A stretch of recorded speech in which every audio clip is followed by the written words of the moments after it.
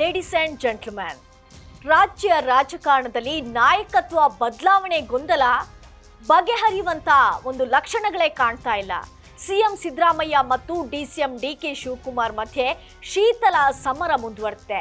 ಇದರ ಬೆನ್ನಲ್ಲೇ ಇದೀಗ ಡಿಕೆ ಕೊಟ್ಟ ಒಂದು ಹೇಳಿಕೆ ಸಿದ್ದು ಬಣವನ್ನೇ ನಡುಗಿಸಿದೆ. ಆ ಹೇಳಿಕೆ ಏನು? ಸಿದ್ದು ಬಣದಲ್ಲಿ ಏನಾಯ್ತು? ಎಸ್ ವೀಕ್ಷಕರೇ, ನೆಲ ಜಲ ಭಾಷೆಗಾಗಿ ಪ್ರಾಮಾಣಿಕ ಪತ್ರಿಕೋದ್ಯಮ. ನೀವು ನೋಡ್ತಾ ಇದ್ದೀರಾ ಫೋಕಸ್ ಟಿವಿ. ನಾನು ರೂಪಲತಾ.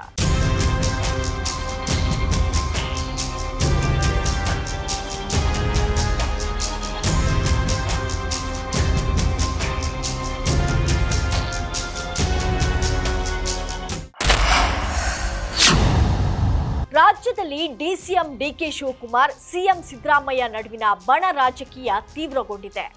ಹೈಕಮಾಂಡ್ ನಿರ್ಧಾರವೇ ಅಂತಿಮ ಎಂದು ಸಚಿವರು ಹೇಳ್ತಿದ್ರು, ಆಂತರಿಕ ಭಿನ್ನಾಭಿಪ್ರಾಯಗಳು ಮುಂದುವರೆದಿವೆ.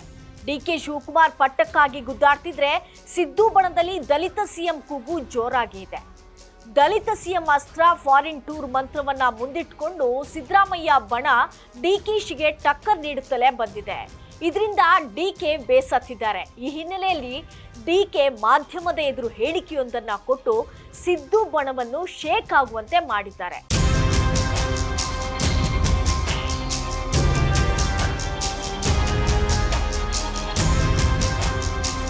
ಐದು ವರ್ಷನೂ ಕೂಡ ಕಾಂಗ್ರೆಸ್ ಸರ್ಕಾರ ಇರ್ತದೆ. ಹೈಕಮಾಂಡ್ ಏನು ನಿರ್ಧಾರ ಮಾಡ್ತಾರೆ ಅದಕ್ಕೆ ನಾವು ಬದ್ಧವಾಗಿದ್ದೀವಿ.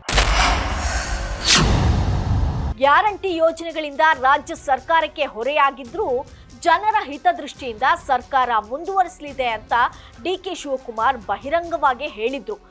ಈ ಹೇಳಿಕೆಯಿಂದ ಸಿದ್ದರಾಮಯ್ಯ, ಎಂಬಿ ಪಾಟೀಲ್, ಡಾಕ್ಟರ್ ಜಿ ಪರಮೇಶ್ವರ್ ಸೇರಿದಂತೆ ಹಲವರು ಡ್ಯಾಮೇಜ್ ಕಂಟ್ರೋಲ್ಗೆ ಪ್ರಯತ್ನಿಸಿದ್ರು. ಸಿದ್ದರಾಮಯ್ಯ ಬಣ ದಲಿತ ಸಿಎಂ ವಿಚಾರವನ್ನ ಮುಂದಿಟ್ಟುಕೊಂಡು ಡಿಕೆಗೆ ಮುಖ್ಯಮಂತ್ರಿ ಪಟ್ಟ ತಪ್ಪಿಸಲು ಪ್ರಯತ್ನಿಸುತ್ತಿದೆ. ಸಿದ್ದು ಬಣದ ಈ ಗೇಮ್ ಪ್ಲಾನ್ನಿಂದ ಡಿಕೆಶಿ ಬೇಸತ್ತಿದ್ದಾರೆ ಅನ್ನೋದು ಈಗ ಡಿಕೆ ಕೊಟ್ಟ ಹೇಳಿಕೆಯಿಂದ ಸ್ಪಷ್ಟವಾಗಿದೆ.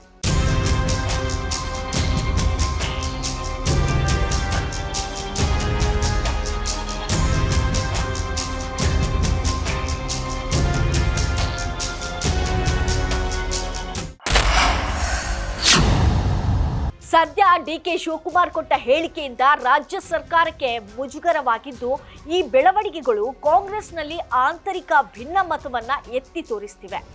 ಅದೇನೇ ಇರಲಿ, ಸರ್ಕಾರ ಪತನವಾಗುವ ಮುನ್ನವೇ ಪಟ್ಟದಾಟಕ್ಕೆ ಬ್ರೇಕ್ ಹಾಕಬೇಕಿದೆ. ಇದು ಈ ಹೊತ್ತಿನ ವಿಶೇಷ ವರದಿ. ನೋಡ್ತಾ ಇರಿ ಫೋಕಸ್ ಟಿವಿ.